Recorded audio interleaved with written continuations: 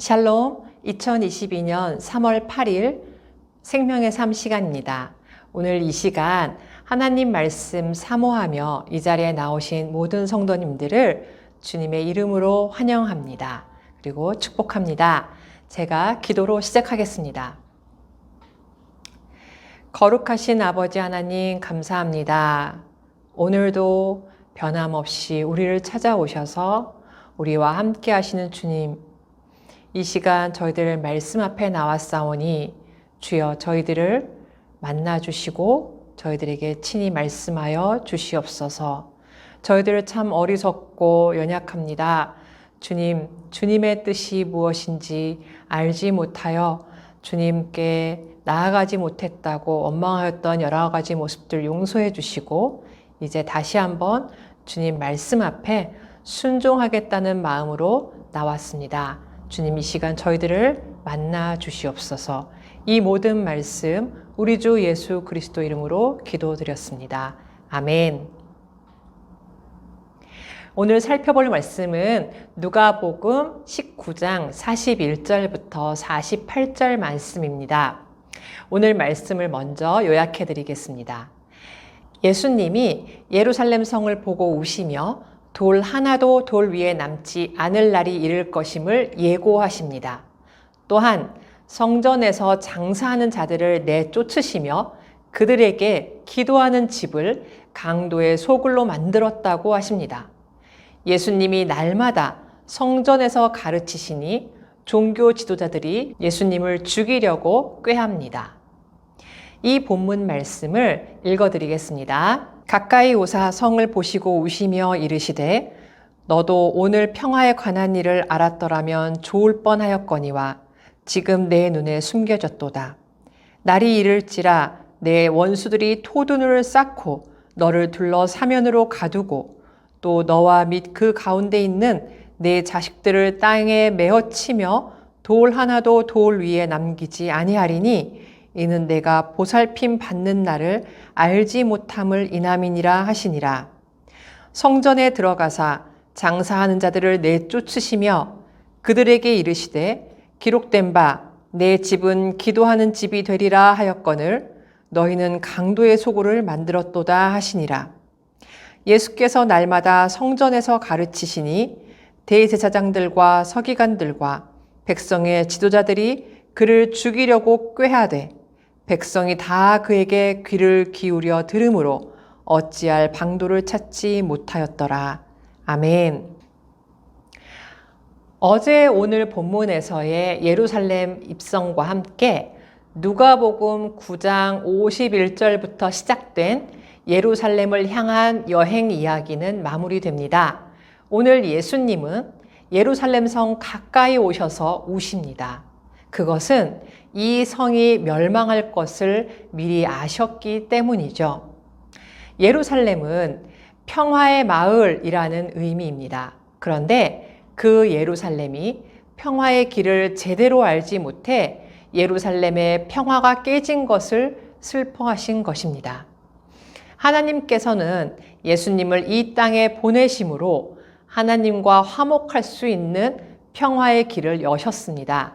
그런데 그들은 예수님을 적대시하고 십자가에 못 박아 버렸죠. 예수님은 결국 이스라엘이 참된 평화를 누리지 못할 것이라고 말씀하십니다. 43, 44절은 먼저는 예루살렘이 로마 제국에 의해 파괴되는 사건을 예언하고 있는 것입니다. 예수님의 말씀대로 AD 70년에 로마 군대는 예루살렘을 단 사흘 만에 점령하고 파괴했습니다. 하나님의 엄중한 심판이었죠. 그리고 지금까지 예루살렘은 평화와는 거리가 먼 도시가 되었습니다. 이 사실을 이미 알고 계셨기에 예수님께서는 예루살렘을 향해 안타까운 마음으로 눈물을 흘리셨던 것입니다.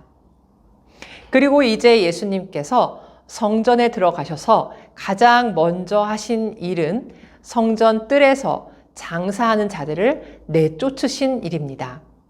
당시 예루살렘 성전은 종교를 빙자한 장사꾼들의 처소가 되었습니다. 희생 제물로 쓸 가축 매매라든지 환전이라든지 이런 것들을 다루는 장사꾼들의 터전이 된 것이죠. 하지만 성전은 하나님께서 임재하시는 거룩한 장소이어야 합니다. 기도하는 자와 하나님을 경배하는 자들, 하나님께 제사를 드리는 자들, 제사장들이 하나님 앞에서 평화를 회복하는 장소가 바로 성전입니다.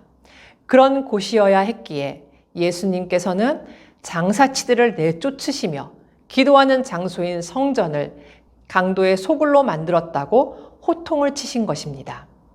하나님과 평화를 회복해야 할 성전에서 참된 평화를 찾을 수 없었기 때문입니다.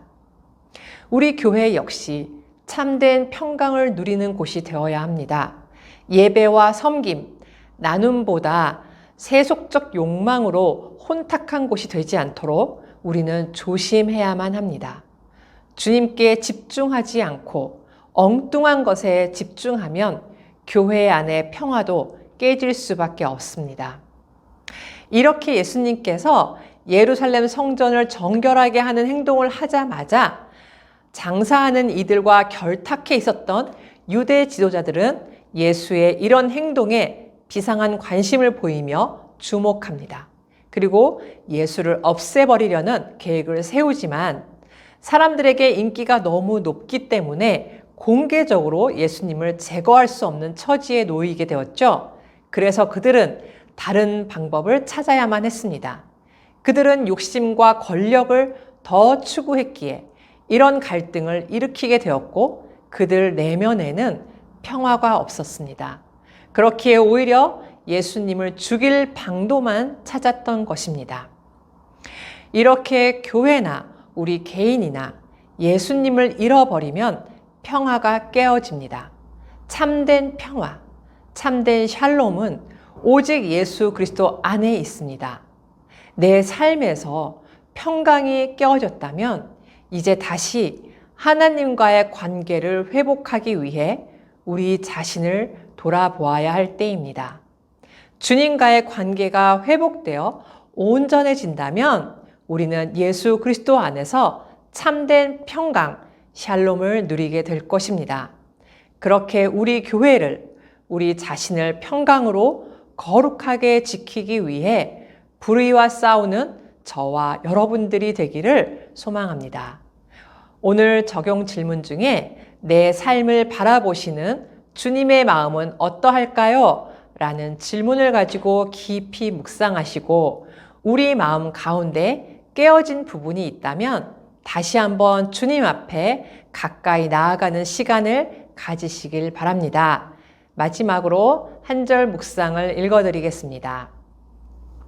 유대인들은 멀고 어려운 행로 때문에 재물이 상할 염려가 있을 경우 돈으로 바꿀 수 있다는 말씀은 기꺼이 따릅니다. 그러나 하나님 성전이 만민의 기도하는 집이 되어야 한다는 말씀은 멸시하고 이방인의 뜰을 더럽힙니다. 하나님 말씀을 자기 입맛에 맞게 취사 선택해서 적용하는 것은 영혼에 어떤 유익도 없습니다. 참된 성도는 하나님의 허용하심을 감사함으로 받되 하나님 명령을 자기 목숨보다 귀히 여깁니다. 기도하겠습니다. 살아계신 아버지 하나님, 제 삶과 교회 공동체를 바라보는 아버지 하나님의 마음, 주님의 마음에 눈물이 흐르는 것은 아닌가 두렵습니다. 날마다 순결하고 거룩한 하나님의 성전이 되기 위해서 제 마음과 삶에 오직 하나님의 그 진리의 말씀이 쌓여져 가길 간절히 원합니다.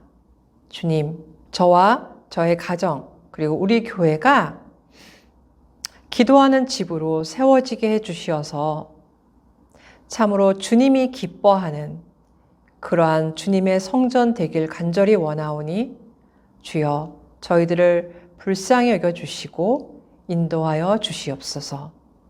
이 모든 말씀 우리 주 예수 그리스도 이름으로 기도드렸습니다. 아멘.